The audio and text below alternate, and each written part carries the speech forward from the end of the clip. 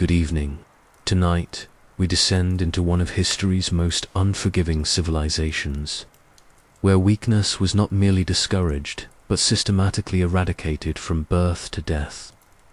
Ancient Sparta was not just a city-state tight, was a machine designed to forge human beings into weapons, a society that took ordinary children and transformed them, through decades of calculated brutality, into the most feared warriors the ancient world had ever known.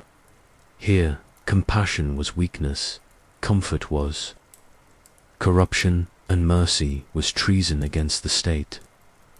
Every sunrise brought fresh pain, every meal was earned through suffering, and every breath was taken under the watchful eyes of a society that would rather see you dead than soft. This is the story of what it truly meant to be Spartan, where the line between civilization and savagery was not just blurred, was deliberately obliterated. Before we dive into the brutal iron grip of Spartan life, drop a comment telling us where in the world you're watching from and what time it is.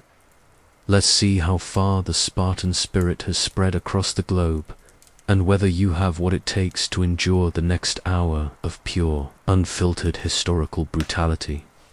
Imagine being born into a world where your first cry as an infant determined whether you lived or died.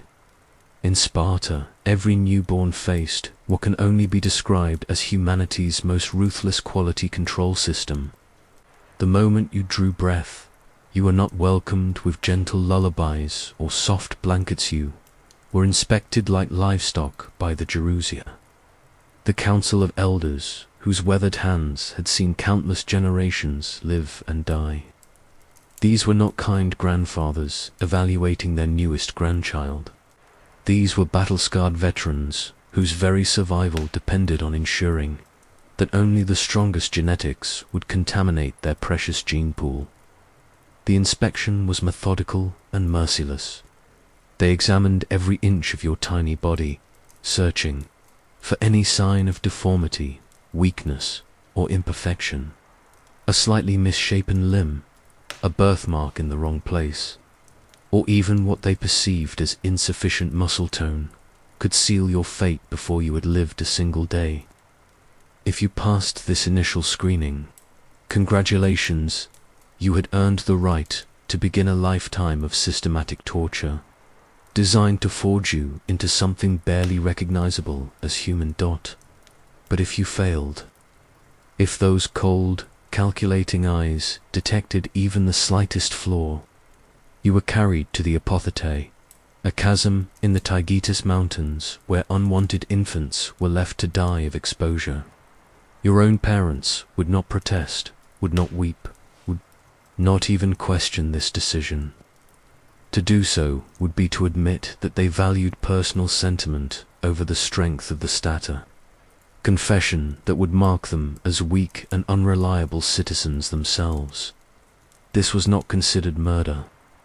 This was considered mercy.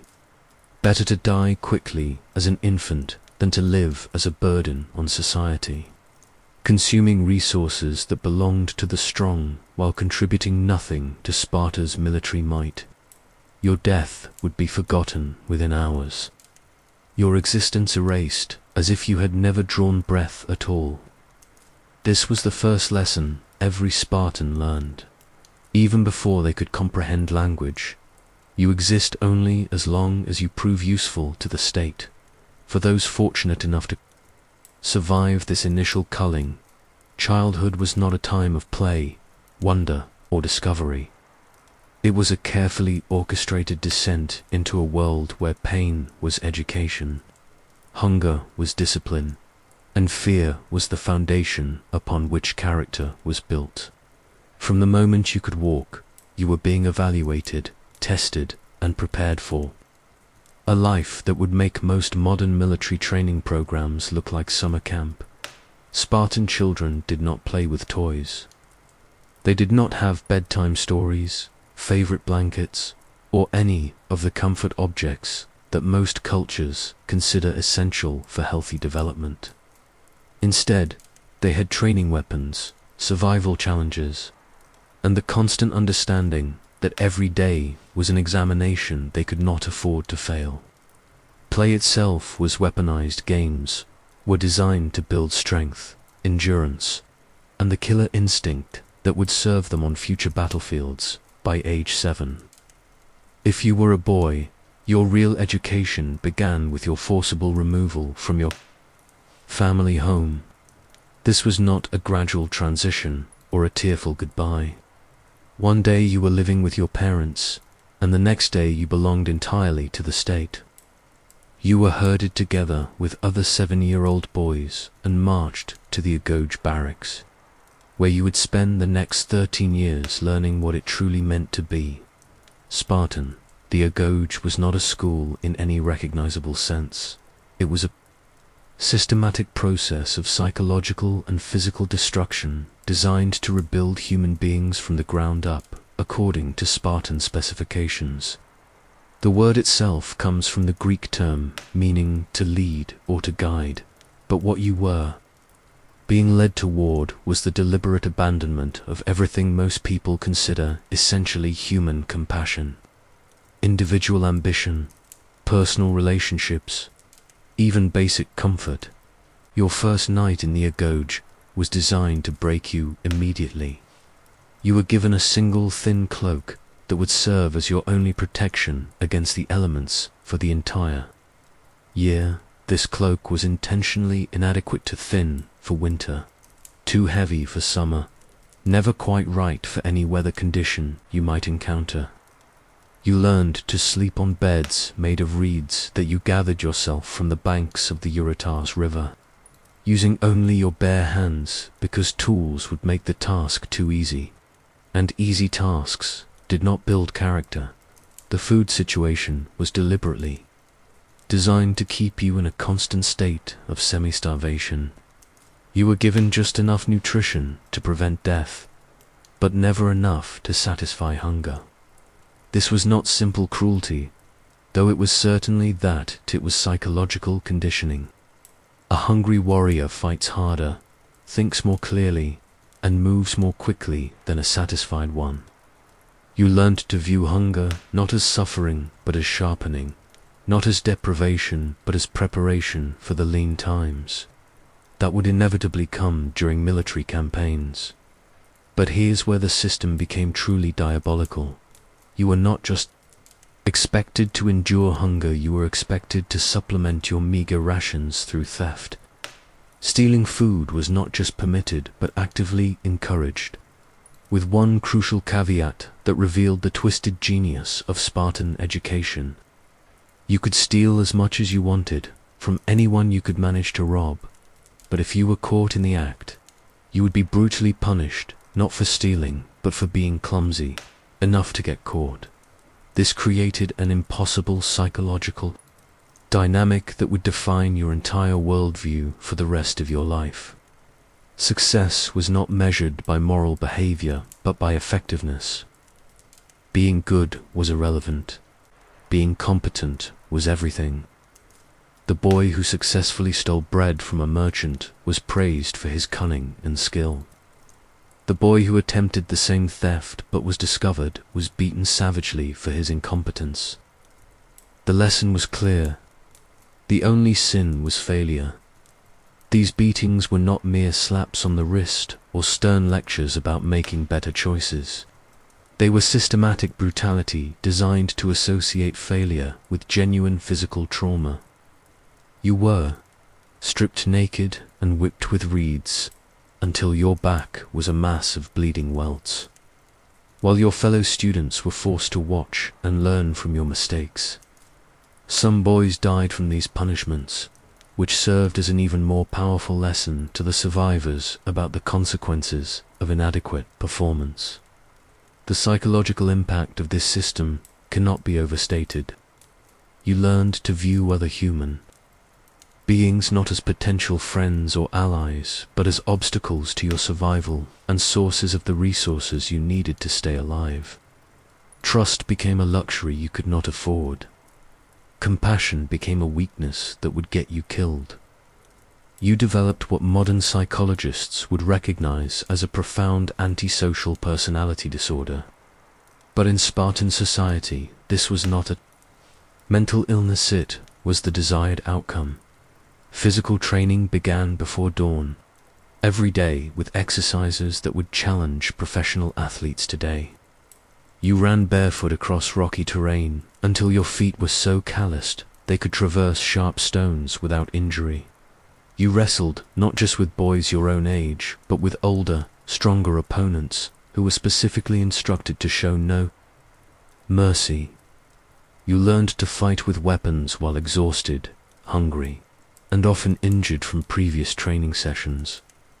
But the physical challenges were almost secondary to the psychological warfare that characterized every aspect of a Goj life. You were constantly pitted against your fellow students in competitions where losing meant genuine consequences: less food, harder sleeping arrangements, public humiliation, or physical punishment. You learned to celebrate others' failures because their weakness meant your relative strength. You developed an instinctive understanding that in a world of limited resources, someone else's loss was your gain. The instructors called Padonimus were themselves products of this same system. Men who had survived decades of this treatment and emerged as perfect examples of Spartan values.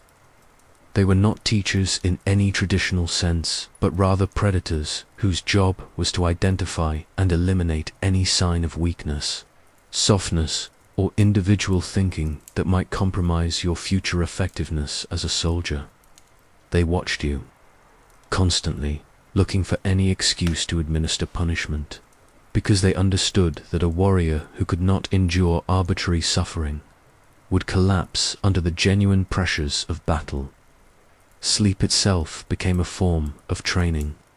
You were allowed only a few hours of rest each night, and even then, you slept in communal barracks where any sign of nightmares, crying, or emotional distress would be reported to the instructors and used as evidence of psychological weakness that required correction. You learned to suppress not just the expression of fear, but the experience of fear itself, because even your dreams were subject to evaluation and judgment. The concept of privacy simply did not exist. Every aspect of your life was monitored, recorded, and analyzed for signs of deficiency. You ate under observation, trained under observation, and even eliminated bodily waste under observation. This constant scrutiny served multiple purposes. It prevented the formation of individual identity that might compete with state loyalty. It created a permanent state of psychological stress that mimicked battlefield conditions, and it ensured that no weakness could go undetected and uncorrected. As you progressed through the Agoj system, the challenges became increasingly sophisticated and brutal. By age 12, you were participating in exercises that deliberately put your life at genuine risk. You were sent alone into the wilderness with no food, no shelter, and minimal clothing. Expected to survive for days or weeks, using only your wits and whatever resources you could gather, steal, or improvise. These expeditions were not supervised camping trips. They were genuine survival challenges where failure meant death, and death meant you had proven yourself unworthy of Spartan citizenship. During these wilderness survival tests, you were fair game for older students who were conducting their own advanced training exercises. They would hunt you like prey, attempting to capture, injure, or even kill you as part of their own education in stealth, tracking, and combat. This created a multi-layered training environment where everyone was simultaneously predator and prey, hunter and hunted, teacher and student in an endless cycle of violence and survival. The psychological conditioning extended beyond mere physical toughness to include systematic desensitization to human suffering. You were required to witness and eventually participate in the torture and execution of helots, the slave population that supported Spartan society. This was not presented as necessary evil or unfortunate reality, but as entertainment and education. You learned to view the pain of others not just with indifference, but with actual pleasure, because a warrior who hesitated to inflict suffering on enemies would be ineffective in battle. These executions served multiple purposes within the Spartan system. They provided practical education in human anatomy and the most efficient methods of killing. They desensitized you to the sight and sound of human death, ensuring that you would not be paralyzed by shock during your first battle. They reinforced the social hierarchy that placed Spartan citizens at the apex of human worth while reducing everyone else to expendable resources. And they created a shared experience of complicity that bonded you to your fellow students through mutual participation. In atrocity, the helots themselves were not random victims, but carefully selected targets, whose deaths served specific educational purposes. A helot who had shown signs of intelligence or leadership potential would be killed to demonstrate the importance of eliminating threats before they could develop. A helot who had committed some minor infraction would be tortured to death to show the consequences of defying Spartan authority. A helot who had done nothing wrong at all would be murdered to prove that Spartan power was not constrained by concepts of justice or mercy. You participated in these killings not as an observer, but as an active participant. You held the victim down while older students performed the execution. You carried the instruments of torture. You helped dispose of the bodies afterward. By the time you reached adolescence, you had personally participated in the deaths of dozens of human beings, and this participation was considered essential preparation for your future role as a Spartan warrior. The system also included elaborate ceremonies and rituals designed to reinforce the tribal identity that would override any individual conscience or moral reasoning you might develop. You participated in religious festivals where violence was not just permitted, but required. During the festival of Artemis Orthia, you and your fellow students competed to see who could endure the most severe flogging without crying out or showing pain. The winners were celebrated as heroes. The losers were marked as potential weaknesses in the Spartan genetic line. These flogging competitions were not symbolic gestures, but genuine torture sessions that left permanent scars and sometimes caused death. You stood naked before the entire community while older men took turns striking you with barbed whips until your back was shredded flesh. The crowds cheered not for mercy or restraint, but for greater violence, louder impacts, deeper wounds. Your own parents were in the audience, and they were expected to show no emotion if you died during the ceremony. Indeed, they were expected to express pride that their son had died, proving his Spartan worth. The sexual dynamics of the agoge were equally twisted and psychologically damaging. Older students were encouraged to form intense, emotional, and often sexual relationships with younger boys, not out of genuine affection, but as another form of dominance and control. These relationships were structured around the older students' responsibility to educate the younger one through a combination of protection and abuse that created profound psychological dependency. Your erased. Your older male lover and mentor controlled almost every aspect of your daily life. He decided what you ate, where you slept, how you trained, and even how you thought about yourself and your place in Spartan society. He could protect you from some of the worst abuses inflicted by other students, but this protection came at the cost of complete submission to his will and desires. You learned to associate safety with servitude, protection with degradation, and survival with the abandonment of personal autonomy. This relationship was not viewed as problematic or abusive by Spartan society, but as an essential part of your education in the power dynamics that would define your entire adult life.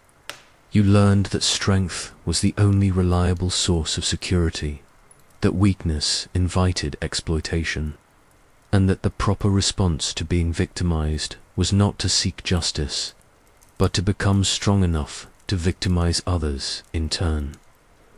The academic curriculum, such as it was, focused exclusively on skills that would make you a more effective killer. You learned to read and write only enough to understand military orders and compose battle reports. You studied mathematics only as it related to battlefield logistics and the calculation of supply requirements for military campaigns. You learned music only because military formations required precise coordination that could be maintained through rhythmic marching songs and signal calls. Philosophy, art, literature, and science were considered not just irrelevant, but actively dangerous because they encouraged the kind of independent thinking that might lead you to question Spartan values or develop loyalty to abstract principles rather than the state. A Spartan who spent time contemplating the nature of justice or beauty was a Spartan who was not spending time preparing for war. And war preparation was the only legitimate use of human intellectual capacity. Even your language was modified to reflect and reinforce Spartan values.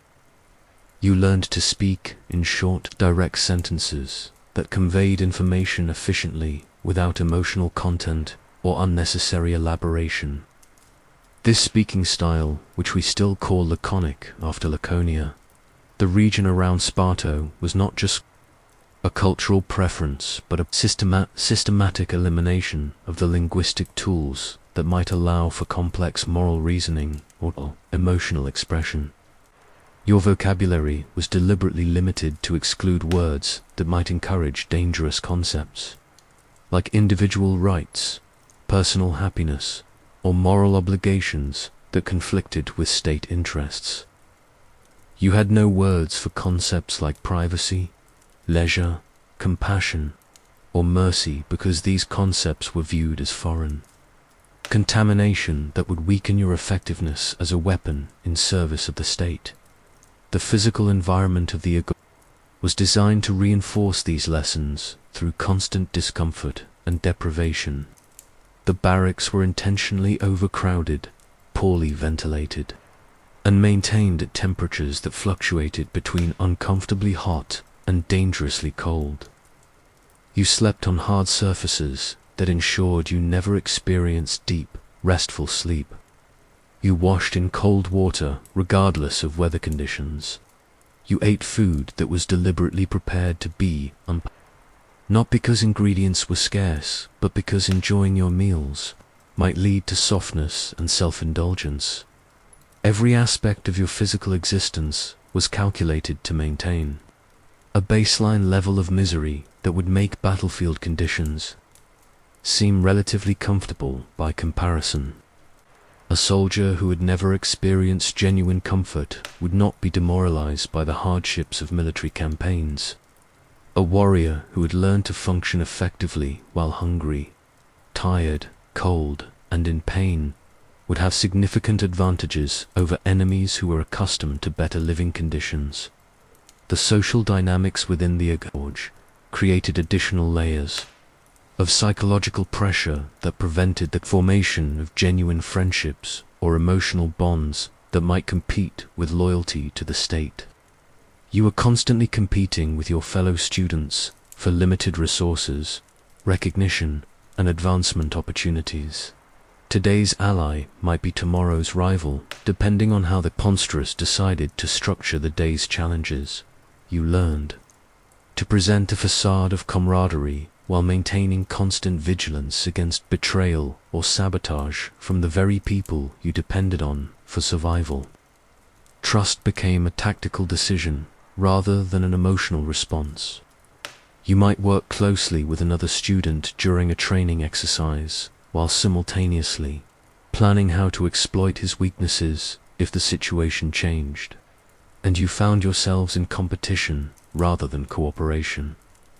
This created a social environment characterized by paranoia, manipulation, and emotional isolation that would define your psychological landscape for the rest of your life. You developed the ability to form instrumental relationships connections based on mutual utility rather than genuine affection, while losing the capacity for the kind of intimate emotional bonds that most humans consider essential for psychological well-being. The instructors reinforced these dynamics by deliberately creating situations where cooperation and competition were impossible to distinguish.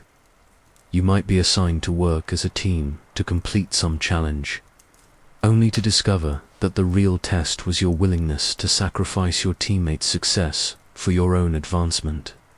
You learned that every social interaction was potentially a zero-sum game where someone's gain necessarily meant someone else's loss. By adolescence, you had been systematically stripped of most qualities that other cultures consider essentially human and rebuilt according to specifications that would make you an ideal component in Sparta's military machine. You felt no empathy for weakness, no compassion for suffering, no loyalty to anything except the state that had created you. You viewed other human beings as either assets to be utilized or obstacles to be removed. You understood violence not as a last resort, but as the most reliable solution to virtually any problem you might encounter. Your emotional range had been deliberately narrowed to include only those feelings that enhanced your combat effectiveness. You could experience anger because anger fueled aggression. You could feel contempt because contempt motivated you to dominate others. You could know satisfaction, but only the satisfaction that came from successfully completing assigned tasks, or defeating designated enemies. Joy, wonder, love, mercy, doubt, curiosity, and dozens of other emotions had been systematically identified and eliminated as weaknesses that would compromise your value as a weapon. The transition from adolescence to young adulthood brought new challenges specifically designed to complete your transformation from human being to Spartan warrior. At 18, you graduated from the Agoge and entered the next phase of your education, which focused on developing the specialized skills that would make you effective in actual combat situations rather than training exercises. This advanced training included instruction in the psychological warfare techniques that were as important to Spartan military success as physical prowess. You learned to project an aura of menace that would demoralize enemies before battle even began. You practiced battle cries and intimidation, displays that were calculated to trigger panic responses in opposing forces. You studied the body language and facial expressions that would communicate absolute confidence in your own lethality and complete indifference to your own survival. You also received detailed education in the art of killing efficiently and without hesitation. This was not the romantic sword fighting portrayed in movies, but practical instruction in the fastest ways to disable or destroy human beings using whatever weapons or tools might be available. You learned which wounds would incapacitate enemies immediately and which would cause them to die slowly and loudly as a psychological weapon against their comrades. You practiced killing techniques until they became automatic reflexes that required no conscious thought or decision-making. The psychological conditioning reached its culmination in the Cryptia, a secret police force composed of the most promising young Spartans who spent their final year of training, hunting, and killing helots for practice.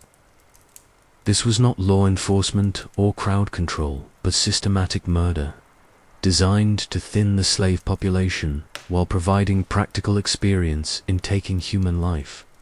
As a member of the Cryptia, you operated alone or in small groups, moving through helot communities at night like a predator stalking prey. You selected victims based not on any crimes they had committed, but on criteria designed to maximize the educational value of their deaths. Young, strong helots were killed to prevent them from potentially leading rebellions. Intelligent helots were murdered to eliminate sources of dangerous ideas. Random helots were executed simply to maintain the atmosphere of terror that kept the slave population docile and obedient. These killings were carried out with deliberate cruelty designed to maximize their psychological impact on the surviving helot population. You did not simply execute your targets quickly and efficiently, but tortured them in ways that would ensure their screams carried far enough to be heard by others.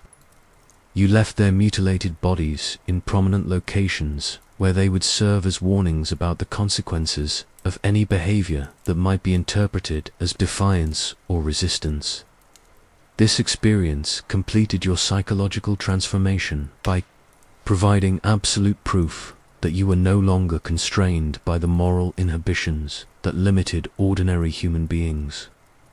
You had crossed the line from theoretical training to actual murder, and you had discovered that killing another person was not traumatic or disturbing, but satisfying and empowering. You were ready to take your place as a full citizen of Sparta, a human weapon whose entire existence was devoted to the expansion and protection of Spartan power. The young women of Sparta underwent their own systematic conditioning process that was designed to produce mothers capable of raising the next generation of warriors and wives who would support their husbands' military careers without complaint or interference. Their education was less physically brutal than the male, a gauge, but equally focused on eliminating individual desires and replacing them with absolute devotion to state interests.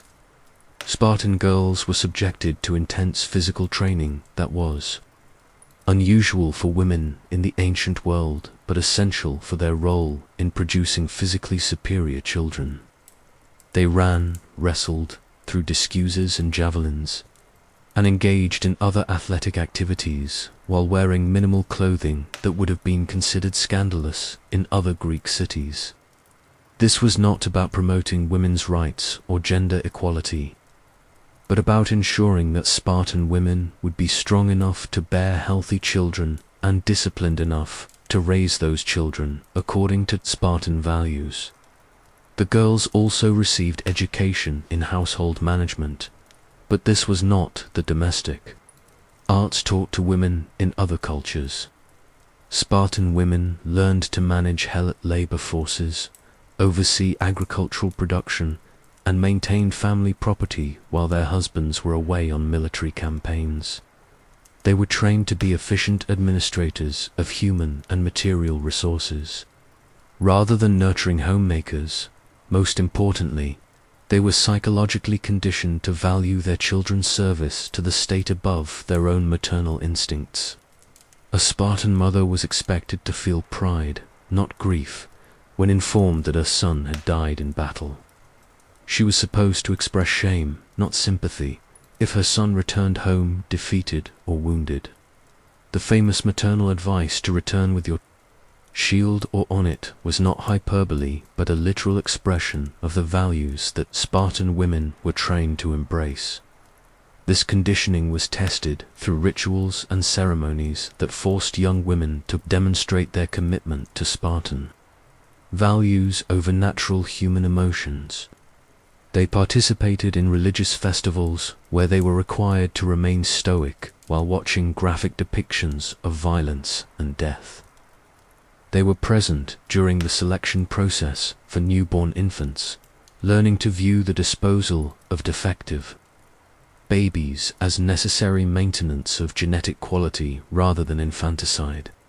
The marriage customs of Sparta reflected the state's determination to control even the most intimate aspects of citizens' lives in service of military objectives. Spartan marriages were not based on romantic love, personal compatibility, or individual choice, but on careful genetic matching designed to produce superior warrior offspring. Young women were paired with male partners based on physical characteristics, family, military records, and eugenic calculations that treated human reproduction as livestock breeding. The wedding ceremony itself was a ritualized abduction that symbolically reinforced the bride's transition from her father's property to her husband's control. The groom and his friends would kidnap the bride from her family home, strip off her civilian clothing, and dress her in men's clothing with her head shaved to remove any lingering traces of feminine softness or individuality. She was then left alone in a dark room where her new husband would visit her secretly for sexual relations before returning to his military barracks.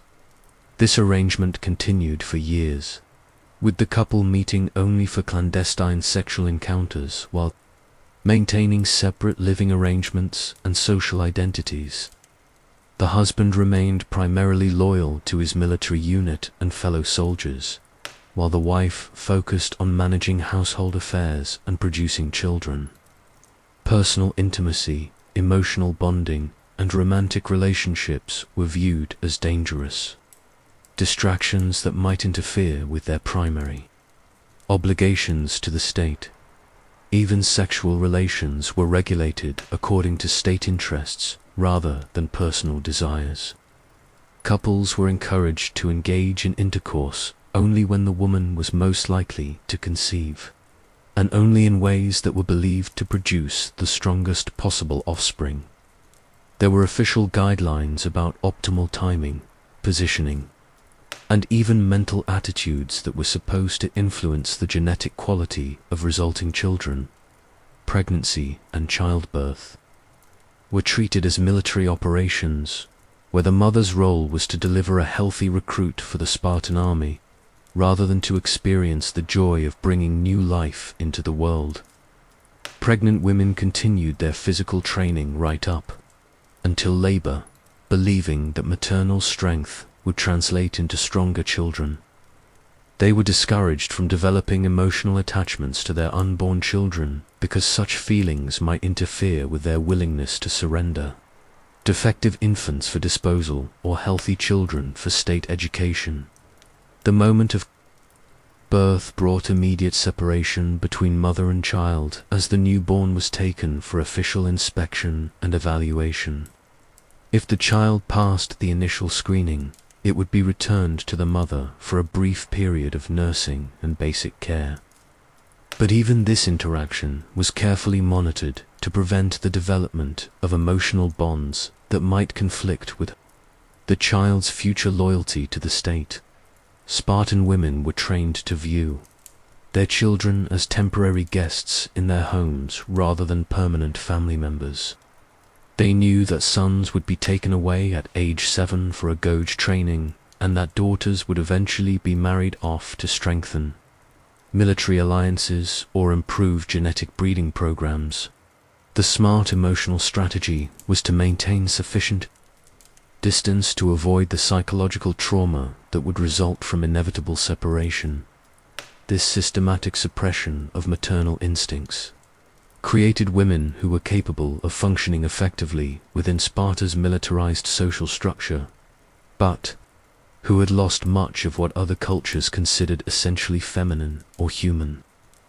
They could manage complex households, supervise slave labor, and produce physically superior children, but they could not experience the emotional satisfaction that most women derived from family relationships and child-rearing. The daily routine of adult Spartan life was structured around the demands of constant military preparedness that left little room for personal interests, leisure activities, or individual expression.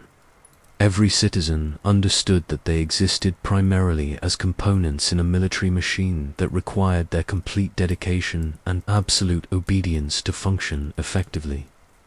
Male citizens spent most of their time in military training, weapons, maintenance, physical conditioning, and strategic planning for current or anticipated conflicts.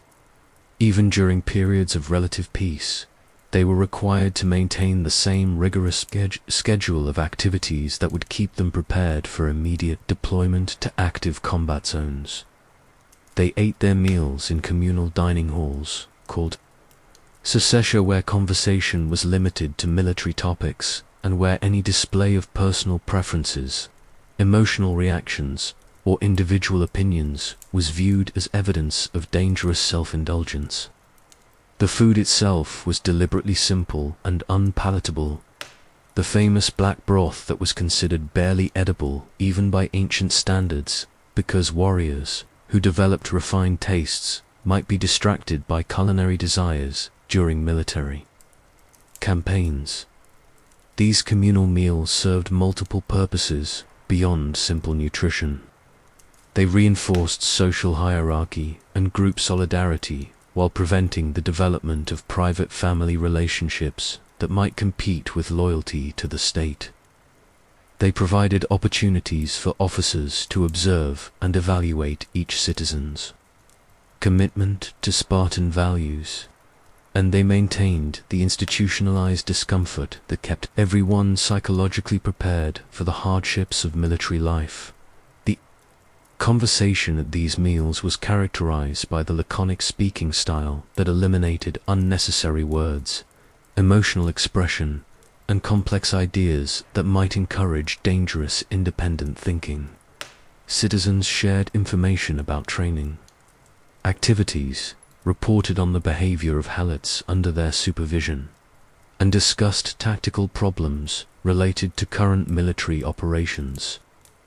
Personal topics, philosophical speculation, and artistic interests were not just discouraged, but viewed as evidence of psychological weakness that required correction. Physical exercise continued throughout adult life as a daily requirement that was as essential as eating or sleeping. Citizens engaged in running, wrestling, weapons training, and military drills regardless of weather conditions, personal health, or individual preferences.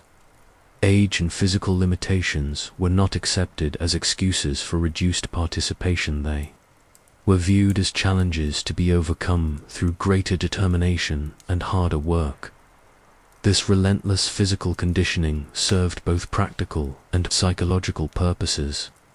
It maintained the combat readiness that was essential for Sparta's military effectiveness, but it also reinforced the psychological conditioning that had begun in childhood. Citizens who spent hours every day pushing their bodies beyond comfortable limits were less likely to question other demands that the state might place on them. Physical discipline translated into mental discipline, and mental discipline ensured absolute obedience to authority.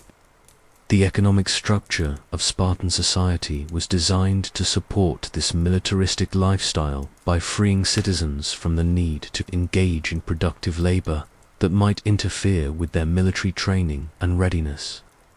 All agricultural work, craft production, and commercial activities were performed by helots and periokinon citizen populations, who existed to provide the material foundation that allowed Spartans to focus exclusively on warfare. This economic arrangement created a society where the ruling class was entirely parasitic, contributing nothing to the production of goods or services, while consuming the surplus generated by their subjects' labor. Spartan citizens were professional warriors whose full-time job was preparing for and conducting military operations, supported by a slave economy that provided everything they needed to maintain this specialized role. The helots who supported this system were not simply agricultural workers or domestic servants, but a systematically oppressed population whose lives were characterized by constant terror, brutal working conditions, and the ever-present threat of arbitrary execution. They outnumbered Spartan citizens by perhaps 10 to 1, creating a security situation that required constant vigilance and periodic massacres to prevent rebellions that could destroy the entire social order. The relationship between Spartans and Helots was not merely that of masters and slaves, but something closer to that of an occupying army controlling a hostile population. Helots were not considered human beings with rights or dignity, but rather dangerous animals whose labor was useful but whose continued existence was always problematic. They were systematically humiliated, brutalized, and murdered to maintain the psychological dominance that kept them obedient despite their overwhelming numerical superiority. Every year, Sparta formally declared war on the Helot population. This was not a symbolic gesture or legal technicality, but an actual military operation that authorized the systematic hunting and killing of slaves who showed any signs of intelligence, leadership potential, or resistance to their conditions. The annual declaration served multiple purposes. It provided legal justification for murder under religious law. It reminded the Helot population that their lives were forfeit at any moment, and it gave young Spartans practical experience in taking human life without the psychological complications that might arise from killing innocent people. The Helots lived in constant awareness that they could be selected for death at any time, for any reason, or for no reason at all.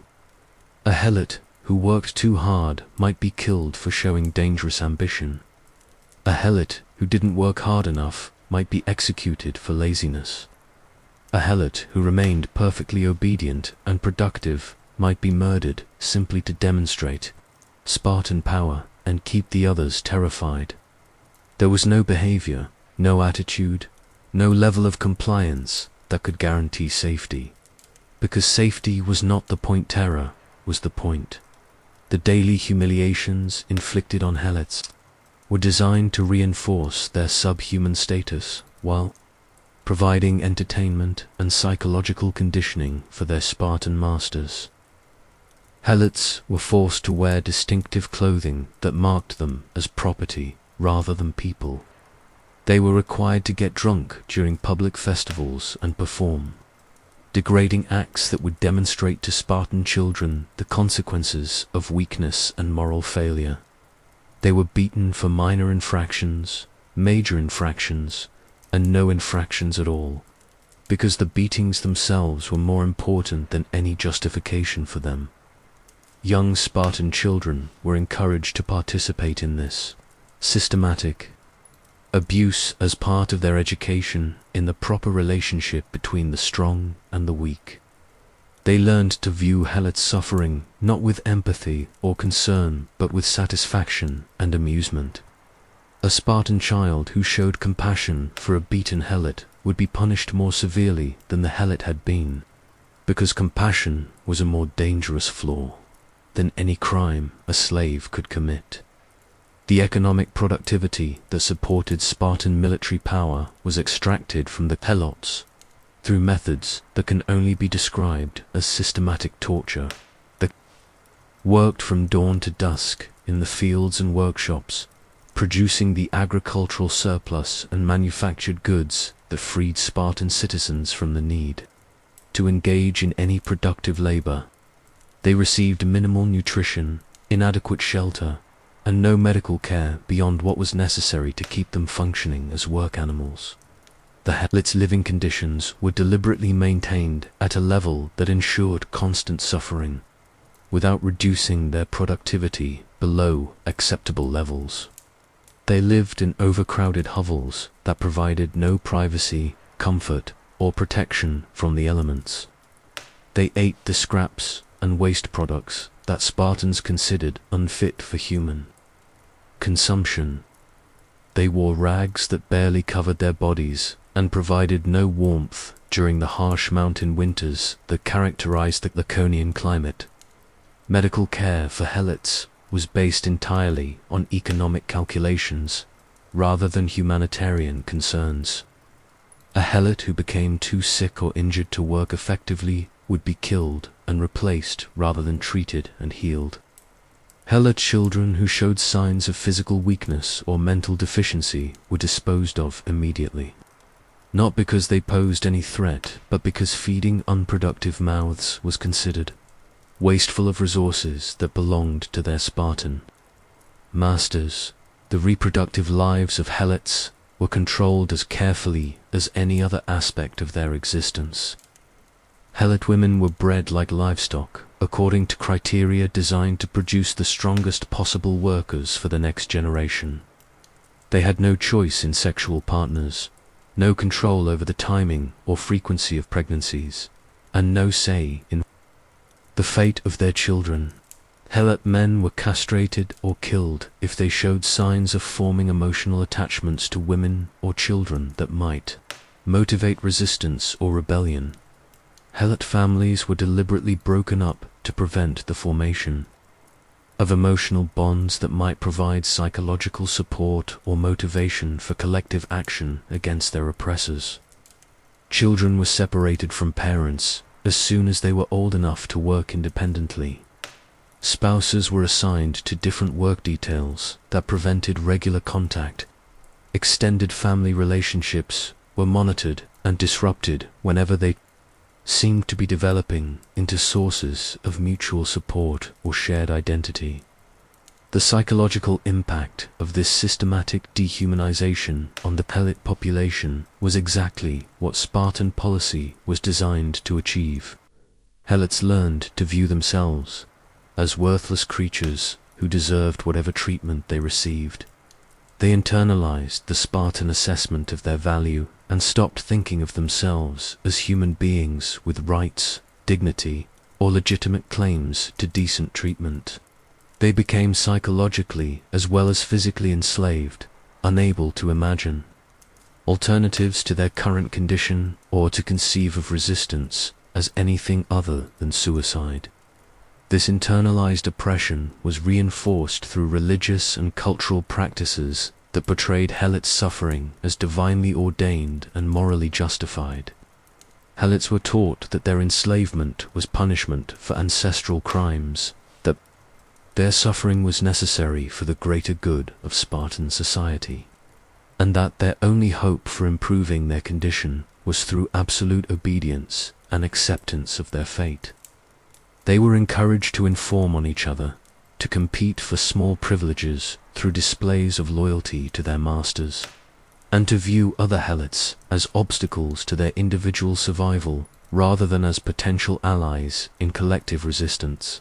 The few Helots who did attempt resistance were dealt with in ways designed to terrorize the entire population while providing educational opportunities for young Spartans. Suspected rebels were not simply executed, but tortured to death in public ceremonies that served as entertainment for Spartan citizens and warnings to other Helots about the consequences of defiance. These torture sessions could last for days, with victims being kept alive through medical intervention so that their suffering could be prolonged for maximum psychological impact. The methods used in these public tortures were specifically chosen to maximize pain while minimizing the risk of quick death. Victims were flayed alive, having their skin removed in strips while they remained conscious and aware. They were subjected to controlled burning that destroyed flesh slowly while avoiding vital organs that would cause immediate death. They were mutilated in ways that left them alive but permanently disabled, serving as walking reminders to other Helots of what resistance would cost them. Spartan children were required to attend these torture sessions as part of their education in the proper methods of maintaining social control through terror. They learned not just the technical skills required for effective torture, but the psychological attitudes that would allow them to inflict extreme suffering without experiencing empathy or moral qualms. They discovered that watching others suffer could be genuinely enjoyable, and they developed the emotional detachment that would serve them well when they needed to inflict similar suffering on enemies. During military campaigns, the adult Spartan Male spent his entire life in this atmosphere of institutionalized violence and systematic dehumanization of others. His daily routine was structured around activities that reinforced his role as a professional killer while preventing the development of emotional attachments or moral reasoning that might interfere with his effectiveness as a weapon. He woke before dawn to engage in physical training that pushed his body to its limits and beyond. He ate communal meals where conversation was limited to military topics, and displays of individual personality were discouraged or punished.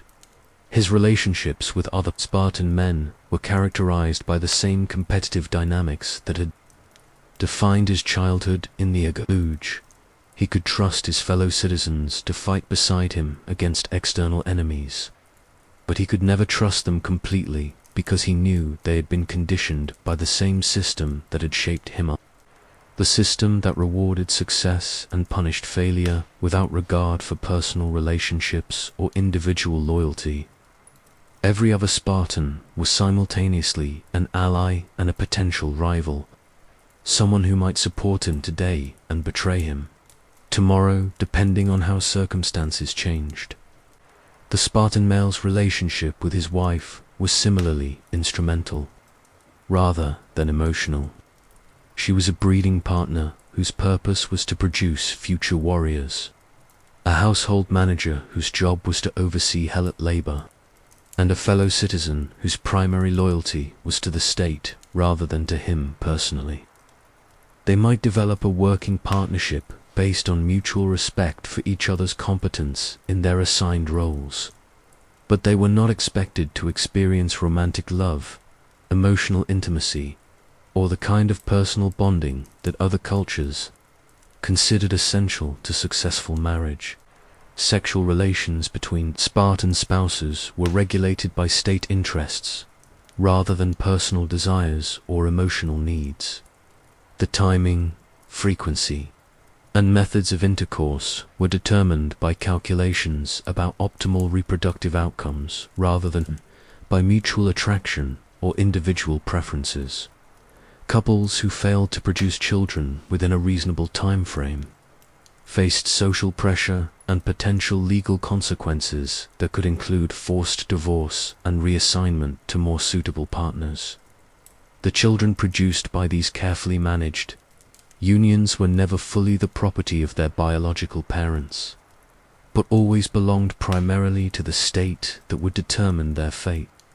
Spartan parents were discouraged from developing strong emotional attachments to their offspring because such feelings would interfere with their willingness to surrender children for state education, military service, or disposal if they proved defective or unsuitable for Spartan citizenship. This systematic suppression of family bonds ensured that the primary loyalty of every citizen remained focused on the state, rather than being diluted by competing attachments to relatives or loved ones. A Spartan who was willing to sacrifice his own children for the greater good of the military system would certainly be willing to sacrifice strangers, enemies, or anyone else whose death might serve Spartan interests. The religious life of Sparta was designed to reinforce and sanctify the violence that characterized every aspect of their society. Their gods were not sources of mercy, compassion, or moral guidance, but divine warriors who demanded blood sacrifice and rewarded successful violence with victory and prosperity.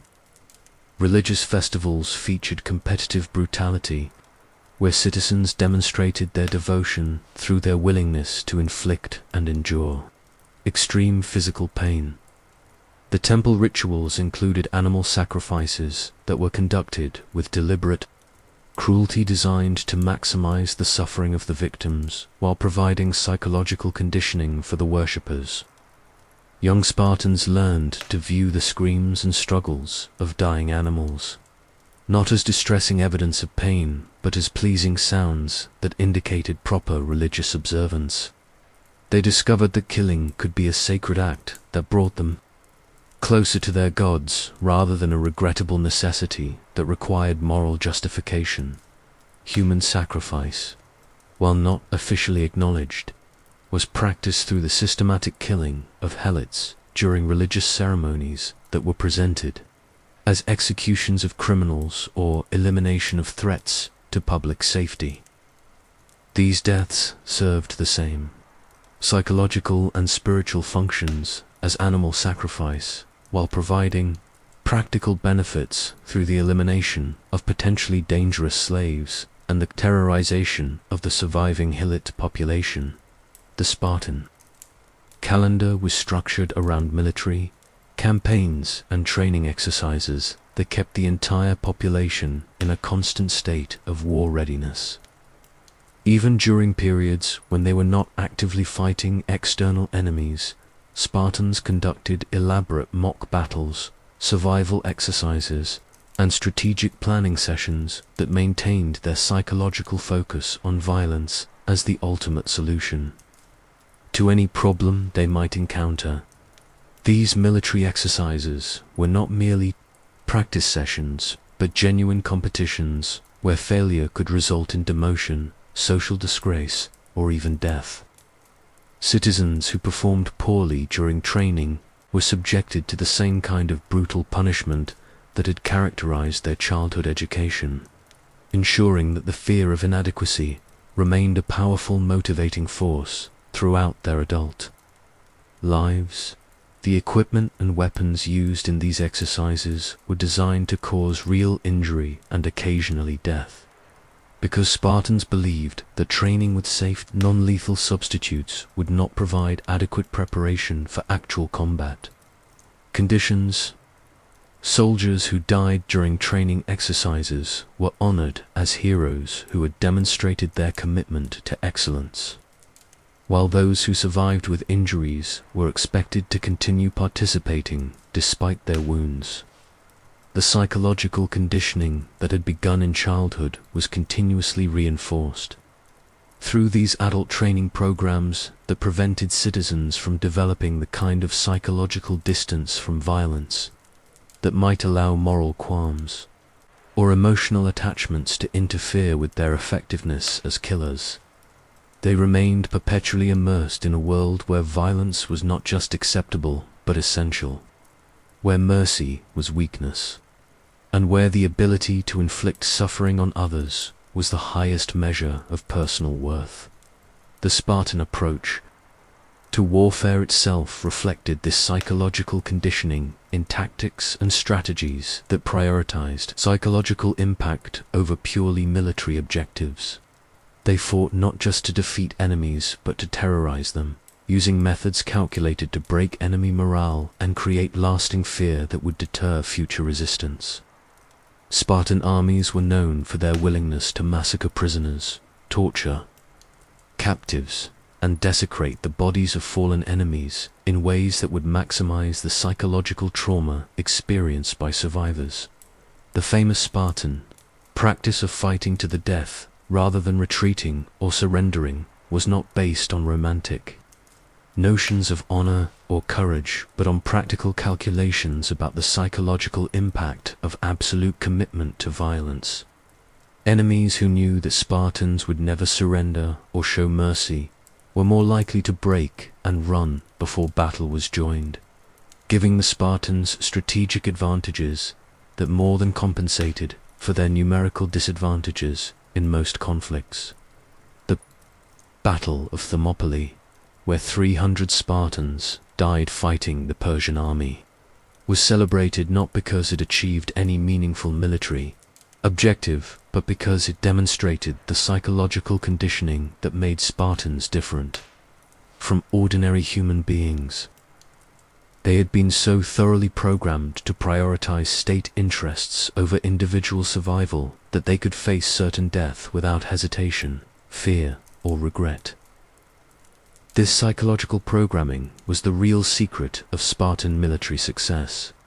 More important than their weapons, tactics, or physical training, other armies were composed of men who wanted to survive and return home to their families. Spartan armies were composed of weapons that had been programmed to kill and die according to the calculations of their commanders, without the complications introduced by self-preservation instincts or emotional attachments that might interfere with military effectiveness. The Spartan phalanx formation that dominated battlefields was possible only because it was composed of soldiers who had been systematically stripped of individual identity and rebuilt as interchangeable components in a military machine.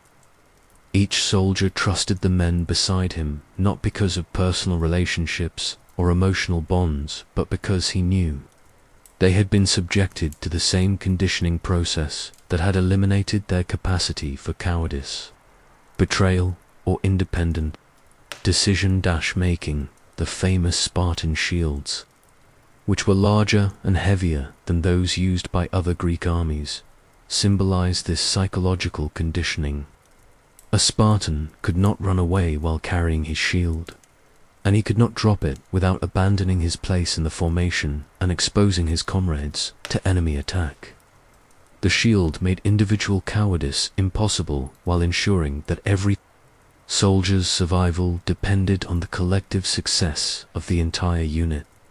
The spears used by Spartan soldiers were longer than those used by most other armies, requiring greater strength and coordination to use effectively, but providing tactical advantages that were possible only with soldiers who had been trained to function as extensions of their weapons, rather than as individual human beings wielding tools. The Spartan soldier did not hold a spear. He was a spear, a killing instrument whose consciousness had been reduced to the single purpose of penetrating enemy bodies as efficiently as possible. The bronze armor worn by Spartan soldiers was heavier and more restrictive than the equipment used by other armies, but it provided better protection for soldiers who were expected to fight to the death rather than retreat when wounded. The armor was designed for men who would never need to run away, never need to move quickly in retreat, and never need to prioritize mobility over defensive capability. The psychological impact of encountering a Spartan army on the battlefield was often sufficient to determine the outcome of conflicts before any actual fighting occurred. Enemy soldiers who saw the famous red cloaks and lambda shields of Spartan warriors often broke and ran before coming within weapon range, because they understood that they were facing not ordinary men but killing machines that had been specifically designed to destroy them without hesitation or mercy. The Spartan war cry, a howling sound that was said to freeze enemy blood and cause men to lose control of their bodily functions, was not just an expression of aggression but a carefully crafted psychological weapon that exploited the primal fears that civilized human beings tried to suppress.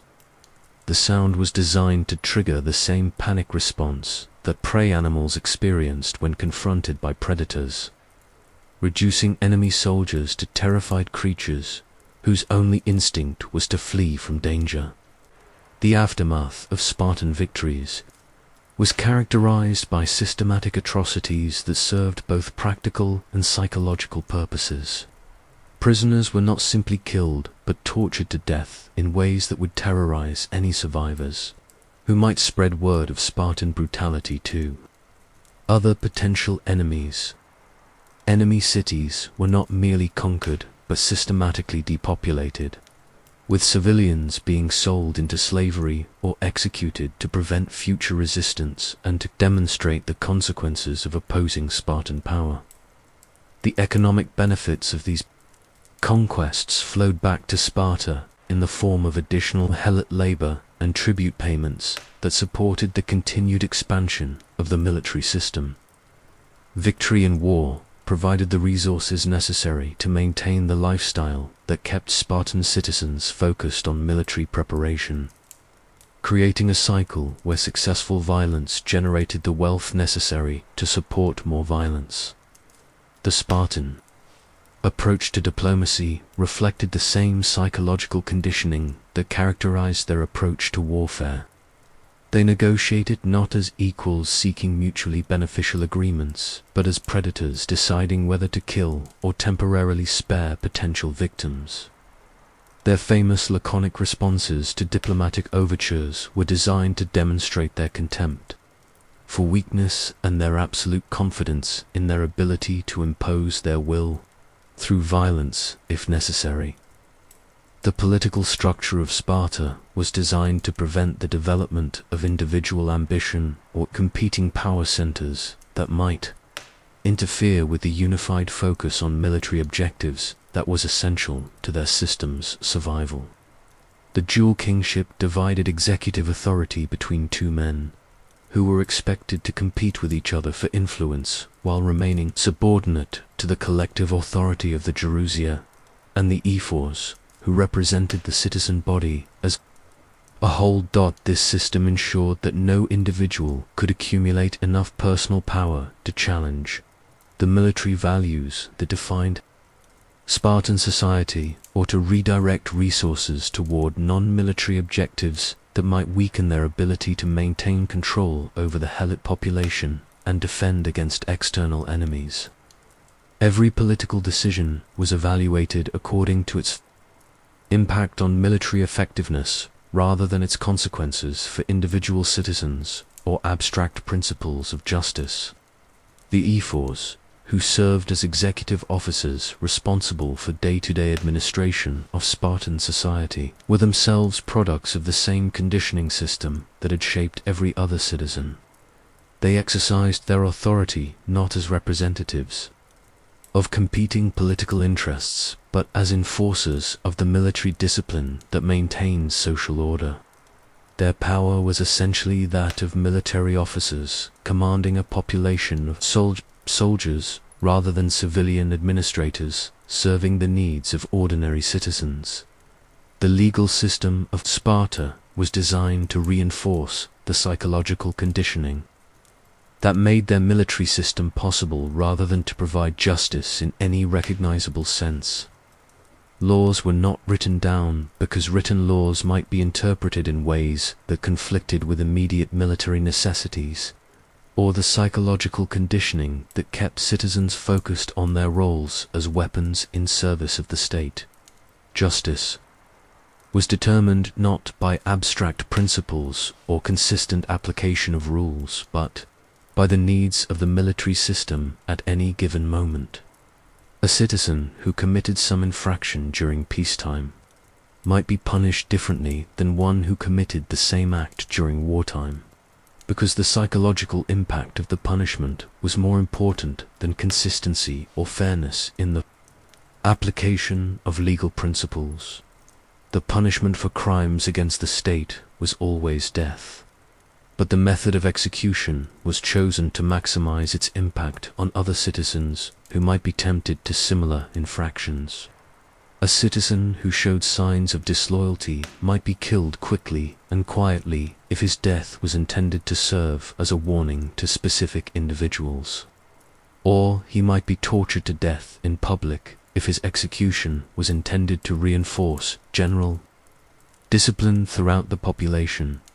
The definition of crimes against the state was deliberately vague and subject to interpretation by authorities who were more concerned with maintaining psychological control than with protecting individual rights or ensuring procedural fairness.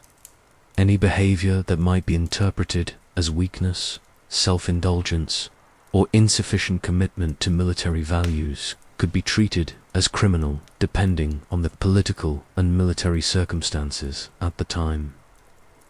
This legal uncertainty served the same psychological function as the arbitrary violence inflicted on the Helot population. It kept citizens in a constant state of anxiety about their standing with the authorities, while preventing them from developing a sense of personal security that might interfere with their absolute obedience to state commands. A citizen who never knew exactly what behavior might be interpreted as criminal was a citizen who would be very careful to avoid any action that might be construed as disloyal or uncommitted to Spartan values. The educational system that produced These psychological outcomes was continuously refined and adjusted based on the results achieved in producing effective soldiers and compliant citizens. Innovations that enhanced the brutality or effectiveness of the conditioning process were quickly adopted, while practices that allowed students to retain too much individual identity or moral reasoning were eliminated as dangerous flaws in the system. The Spartan approach to education was studied and admired by other Greek cities that wanted to improve their own military effectiveness, but none were willing or able to implement the complete system because it required the systematic destruction of everything that other cultures considered essentially human. The price of creating perfect soldiers was the elimination of arts, philosophy, individual creativity, emotional depth, and moral reasoning that made life worth living for ordinary human beings. The long-term consequences of this system were exactly what one would expect from a society that had systematically eliminated every human quality except the capacity for violence. Sparta produced the most effective soldiers in the ancient world, but it also produced a culture that was incapable of significant achievements in art, literature, philosophy, science, or any other field that required creativity, independent thinking, or emotional depth. The Spartans left behind no great works of art, no philosophical insights, no scientific discoveries, no technological innovations, and no cultural contributions that enriched human civilization. They were a dead end in human development, a society that had achieved military effectiveness at the cost of everything that made human life meaningful or worthwhile. Their military system was ultimately unsustainable because it depended on maintaining a slave population that vastly outnumbered the citizen class, while simultaneously engaging in constant warfare that depleted their numbers without providing any means of replacement. The conditioning process that made them effective soldiers also made them incapable of the kind of adaptive thinking that would have been necessary to address the demographic and economic challenges that eventually destroyed their society. The final irony of Spartan civilization was that their pursuit of strength made them ultimately weak. Their obsession with victory guaranteed their eventual defeat, and their systematic elimination of human weakness destroyed everything that made human life worth preserving. They had created the perfect killing machine, but they had done so by killing everything in themselves that was worth preserving, leaving behind only weapons that had forgotten what they were supposed to be fighting for. This is the true legacy of ancient Spartan, the romantic image of noble warriors dying heroically for freedom and honor, but the reality of a society that had systematically destroyed its own humanity in pursuit of military effectiveness. They serve as a warning about the ultimate consequences of prioritizing strength over wisdom, violence over creativity, and state power over individual human dignity. They remind us that it is possible to win every battle while losing everything. That makes victory worthwhile, and that the greatest defeats are often inflicted not by external enemies, but by the monsters we create within ourselves.